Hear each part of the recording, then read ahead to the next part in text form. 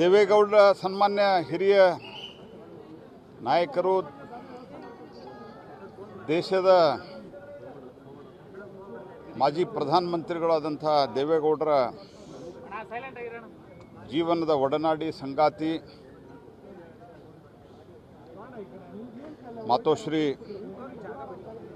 ಚೆನ್ನಮ್ಮ ದೇವೇಗೌಡರು ಇವತ್ತು ದೈವಾಧೀನರಾಗಿದ್ದಾರೆ. ದೈವಾಧೀನ ಅನ್ನುವಂಥ ಪದ ಅವರಿಗೆ ಅತ್ಯಂತ ಸೂಕ್ತವಾದದ್ದು. ಯಾಕಂದರೆ ಅತ್ಯಂತ ದೈವಿ ಭಕ್ತರು. ಮಕ್ಕಳು ಸ್ವತಃ ಅವರ ಸಂಗಾತಿ ದೇವೇಗೌಡರು ಮಂತ್ರಿ, ಮುಖ್ಯಮಂತ್ರಿ, ಪ್ರಧಾನಮಂತ್ರಿ, ಅವ್ರ ಮಕ್ಕಳು ಮಂತ್ರಿ, ಮುಖ್ಯಮಂತ್ರಿ, ಪ್ರಧಾನಮಂತ್ರಿ, ಇಷ್ಟೆಲ್ಲ ಆದರೂ ಸಹಿತ ಒಬ್ಬ ಸಾಮಾನ್ಯ ಗೃಹಿಣಿಯಾಗಿ ಇಡೀ ಕುಟುಂಬವನ್ನು ಯಾವ ರೀತಿ ನಿರ್ವಹಿಸಬೇಕು ಅಂತನ್ನುವಂಥದ್ದು ಇಡೀ ಸಮಾಜಕ್ಕೆ ತೋರಿಸಿದಂಥ ಒಂದು ಆದರ್ಶ ಗೃಹಿಣಿ ಅವರು.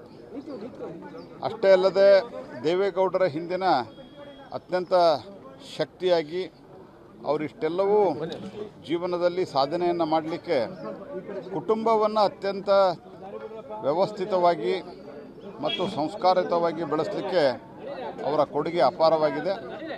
ದೇವೇಗೌಡರಿಗೆ ಒಂದು ಬಹುದೊಡ್ಡ ಆಘಾತ ಅವರಿಗೆ ಮತ್ತು ಅವರ ಕುಟುಂಬಕ್ಕೆ ಆಗಿದೆ. ವಿಶೇಷವಾಗಿ ದೇವೇಗೌಡರಿಗೆ 70 ವರ್ಷಕ್ಕಿಂತ ಹೆಚ್ಚು ಸಂಗಾತಿಯಾಗಿದ್ದಂಥವರು.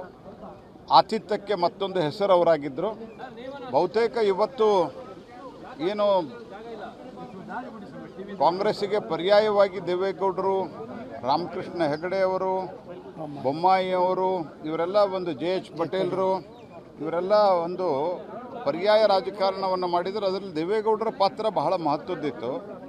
ಇಂಥ ಎಲ್ಲ ಸಂದರ್ಭದಲ್ಲಿಯೂ ಸಹಿತ ಮನೆ ಮತ್ತು ಮನೆಗೆ ಬರ್ತಿರುವಂಥ ಅವತ್ತಿನ ಜನತಾ ಪರಿವಾರದ ನಾಯಕರನ್ನ ಅತ್ಯಂತ ಗೌರವದಿಂದ ಒಂದು ಆತಿಥ್ಯವನ್ನು ಕೊಟ್ಟು ಅವರಿಗೆ ಊಟವನ್ನು ಬಡಿಸಂಥ ಮಹಾ ಪುಣ್ಯಾತ್ಮರವರು. ಅವರು ಕಾರಣದಿಂದನೇ ದೇವೇಗೌಡರಿಗೆ ಇಷ್ಟೊಂದು ಹಂತದಲ್ಲಿ ಅವರ ಯಾವುದೇ ರೀತಿಯ ನಿರ್ವಿಘ್ನವಾಗಿ ಮೇಲಕ್ಕೆ ರಾಜಕೀಯದಲ್ಲಿ ಹೋಗಲಿಕ್ಕೆ ಸಾಧ್ಯ ಆಯಿತು. ಅವರ ನಿಧನದಿಂದ ಇವತ್ತು ದೇವೇಗೌಡರಿಗೆ ಭಾಳಷ್ಟು ಆಘಾತ ಆಗಿದೆ.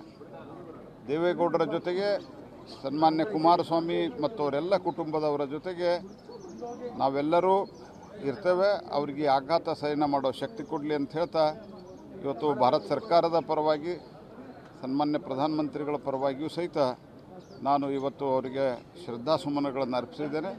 ನಾಳೆ ನಾನು ಭಾರತ ಸರ್ಕಾರದ ಪರವಾಗಿ ನಾನು ಅಂತಿಮ ಸಂಸ್ಕಾರದಲ್ಲಿಯೂ ಭಾಗವಹಿಸ್ತಾ ಇದ್ದೇನೆ.